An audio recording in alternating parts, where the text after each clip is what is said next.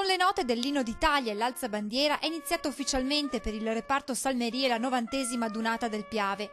Le penne nere con gli inseparabili muli al fianco sono partite da Vittorio Veneto.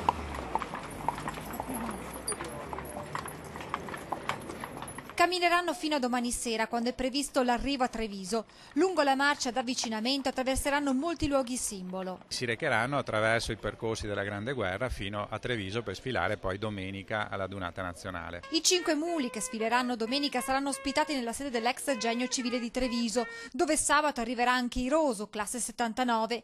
L'animale rappresenta la storia del reparto Salmerie, lui che insieme alla penna nera sul cappello è il simbolo degli alpini e della Dunata del Piave. Sappiamo che partecipiamo a un grande progetto, quello di rendere onore alla storia, alla memoria, ai caduti che hanno dato origine alla nostra patria e alla nostra nazione.